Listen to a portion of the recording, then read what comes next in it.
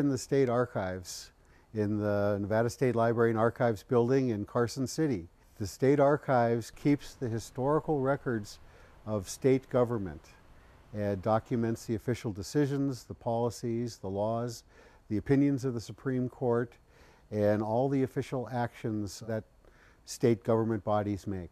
One of the records groups we have are the records of the Surveyor General of the state of Nevada, and that records the transfer of title from the federal government to the state, and also helps document why the federal government owns so much land in the state of Nevada. The federal government owns approximately 87% of the land in the state of Nevada. It was part of the Enabling Act that allowed Nevada to become a state. And so it appears in the first paragraph of the Constitution of the state, and we can go and take a look at it right now.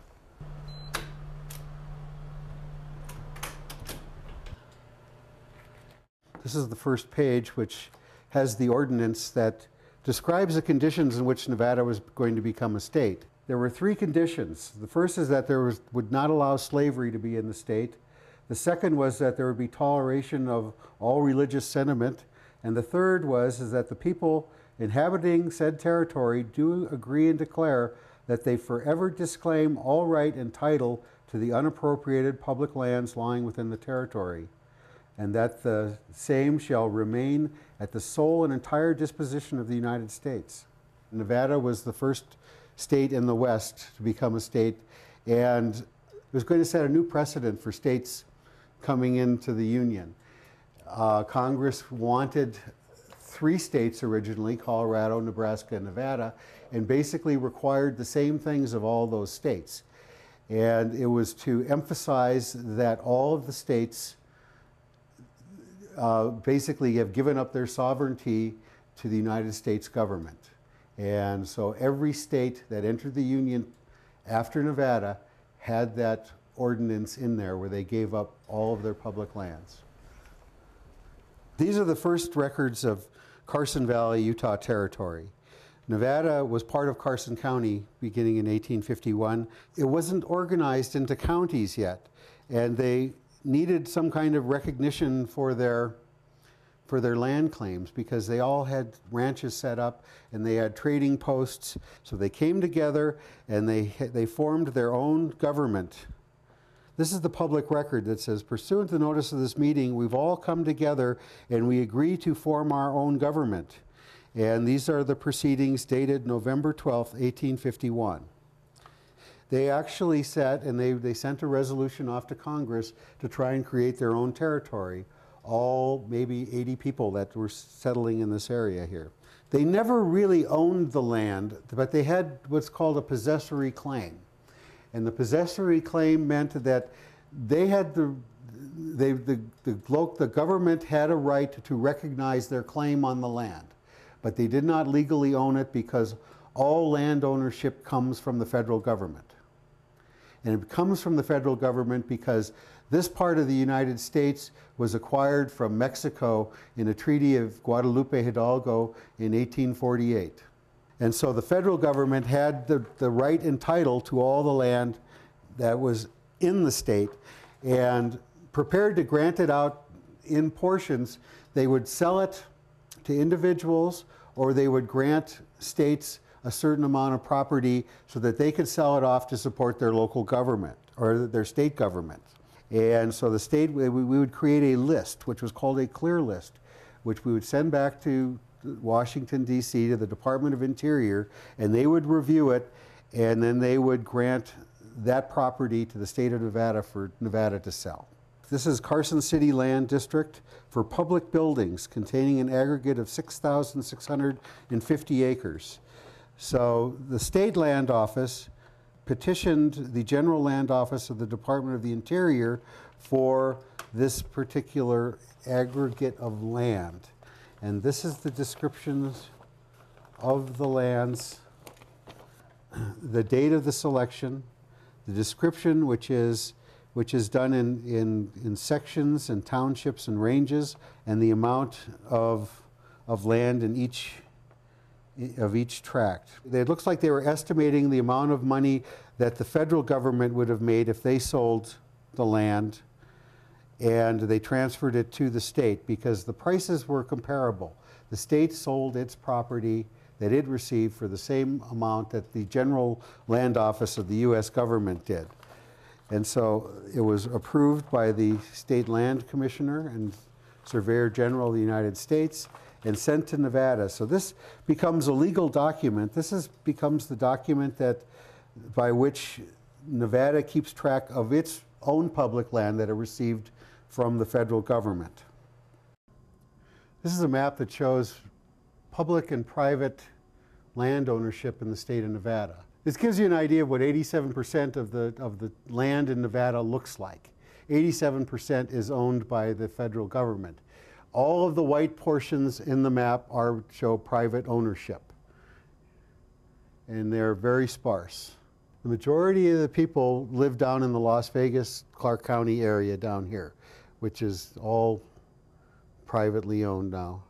We're talking about 2/3 to 3/4 of the population of the state. And another quarter live up in this area here, and then the remainders are spread throughout the entire state of Nevada. So it's a very sparsely populated area out there. This is the amount of space that people weren't interested in buying. And in fact, in 1929, President Herbert Hoover had an idea to give all the public land back to the states. They figured that the federal government had made all the money it could off of it, and they were just going to give it to the states. And I know I couldn't find a reaction from Nevada, but I do know that the Utah governor wrote back and said, we're not able to sell the land that you gave us right now, and so you're going to give us more of the land that we can't sell. And so that pretty much died. That idea died. So they had a series of meetings with the Western governors, and they said, what do you really need? And this is primarily out in the rural areas. It's primarily ranching and mining. What you see in the green here, these are the national forest areas. And so the U.S. Forest Service and the Department of Agriculture manages those parcels of land. The Department of Interior, National Parks, manages Great Basin National Park. The military has all of the pink. This is the Nellis Air Force Base range here. And there are various gunnery ranges that are set up around the state. The federal government started to give money to local counties beginning in the 1970s with the payment in lieu of taxes. It started in 1976. In 1979, Jimmy Carter had this plan that they were going to put 4,600 missile bunkers and kind of hide them throughout Nevada. And the missiles would rotate between the bunkers. So you basically have lots of little military bases spread throughout Nevada and eastern Utah. And it was called the MX missile. And they had it all designed out, and they did a huge amount of environmental impact statements and studies for all the counties. As it turned out, it would have severely impacted the rural communities. It would have increased some of the jobs in that, but the feeling was in the rural areas that it would have made Nevada a target for Soviet missiles. So for about 3 years, there was a lot of federal money that was put in here and then in 1981, under President Reagan, they scrapped the whole idea. But the money, there was a sizable amount of money. Then they started to plan for Yucca Mountain, which is a nuclear waste depository, which would be located in Nye County. It would have been located on the Nellis Air Force Base range, and so it was already on federally managed and local property within Nye County. There was supposedly a national study done, and they determined that Nevada would be the best site for it because of its proximity to the Nevada test site, which is where they tested the nuclear missiles.